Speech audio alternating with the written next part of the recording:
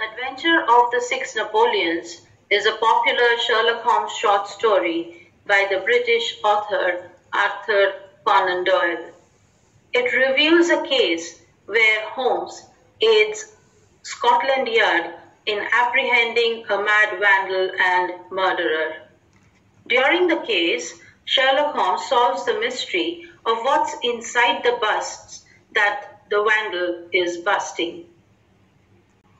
Scotland Yard often takes the aid of the deductive powers of Sherlock Holmes to solve the cases.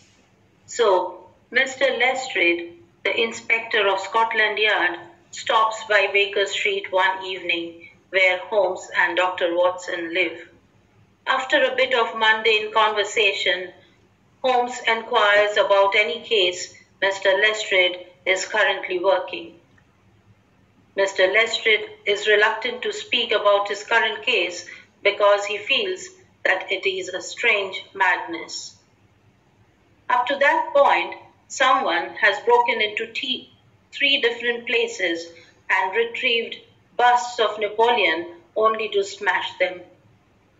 Nothing else is burgled or stolen, so the pretense of the case seems as though the culprit has a savage grudge against Napoleon's likeness. But as the fourth case creates a sudden escalation in the case, Mr. Lestrade decides to reveal it to Holmes and seek his help. Lestrade informs Holmes that the first bust is destroyed at the shop of Moss Hudson, who sells the busts. The second and the third bust belong to Dr. Barnicot, who has a roaring practice in London. The first of his busts was broken at his home, and the second that Barnicot had in one of his offices was broken there as well.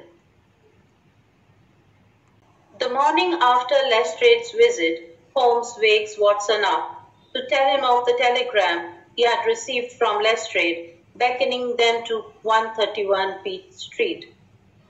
When Holmes and Watson arrive, there is a crowd gathered outside the residence of Mr. Horace Harker, a newspaper journalist. Inside Harker's home is a murder victim. Harker's bust was carried off from the residence and broken just a short distance away under a lamppost. Holmes points at the lamppost and indicates the implication of choosing this place. As the murder has added a new perspective to the investigation, Lestrade pursues the murderer. He thinks that identifying the murder victim is the best way to proceed, whereas Holmes is left to his own investigation of the busts. As all the busts are identical, it strikes Holmes that whoever is smashing them is after something hidden inside the busts. Lestrade and Holmes conduct their own investigations and decide to meet later in the evening to discuss their findings. In the evening later when they meet, Lestrade reveals the name of the dead man, Pietro Venusi, from Naples. Holmes informs Lestrade and Dr. Watson that he has a gut feeling that they will find the murderer that night at Chiswick. He thus invites them to join him outside a house in Chiswick, where apparently Holmes is expecting another bust breaking. Holmes excuses himself to send an express message and decides to go to the appointed place late at night. Lestrade is now exasperated by Holmes's preoccupation with the busts, but decides to come. To their surprise, they are not disappointed.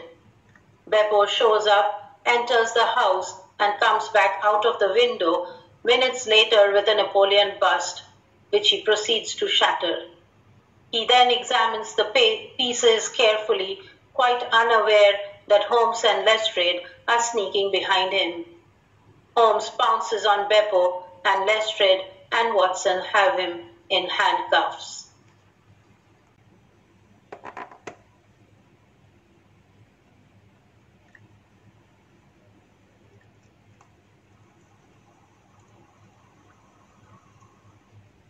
Holmes and and Watson visit Morse Hudson's shop and learn that the three statues came from Gelder and Company.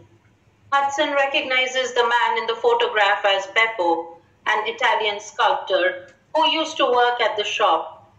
At Gelder and Company, records reveal that the three busts of Napoleon sent to Morse Hudson a year ago were from the batch of 6.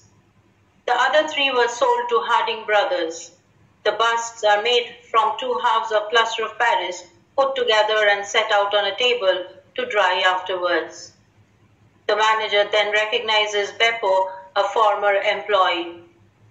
Over a year ago, Beppo injured another Italian in a strife. He was arrested at work and sentenced to prison for 1 year. The visitor, Mr. Sanford of Reading, has come in response to a letter from Holmes offering to pay £10 for the bust of Napoleon. Sanford points out that he only paid 15 shillings for it, but Holmes sticks to the offer and asks him to sign a paper transferring all rights to it. As soon as Sanford leaves, Holmes lays a cloth over the table and places the bust in the center. He then strikes the bust with his hunting crop and shouts in triumph, holding up a piece in which a dark object is embedded. He identifies the object as the famous black pearl of the Borgia. After a moment of silence, Lestrade and Watson spontaneously begin to applaud. Holmes takes a bow and then begins to explain his case. As Holmes began his revelation, Lestrade and Dr. Watson watched him in astounded silence. Holmes continued to explain that the pearl had been stolen from Prince of Colonna's bedroom 2 days before Beppo was arrested at Gelder and Company. An Italian maid named Venusi came under suspicion, but no proof was found. Holmes believes Pietro was the brother she was known to have in London. Beppo, who had either received or stolen the pearl from Pietro, was forced to hide it quickly when the police came for him. Seeing the 6 busts being dried on the table, he made a small hole in one, inserted the pearl and sealed the opening. After he got out of jail, he found out who bought the busts through his cousin and took a job with Morse Hudson. Not finding the pearl there, he then contacted an Italian friend at Harding Brothers. Pietro caught up with him at Harker's and was killed in a scuffle. Holmes knew the criminal was looking for something because he had carried the Harker's bust to a lamppost. Once the murdered man's name was known, he realized it was the pearl Beppo was after. He was likely to try the London address first, so Beppo warned the family before going down to Chiswick. Since the pearl was not found there, he purchased the last bust. Lestrade and Watson were fascinated by the revelation of Holmes. Lestrade complimented Holmes and said that they all are proud of him, and if he comes down to the police station, there won't be a single man who wouldn't be glad to shake his hands with Holmes. Showing his gratitude to Lestrade, Holmes requests Watson to put the black pearl in the safe.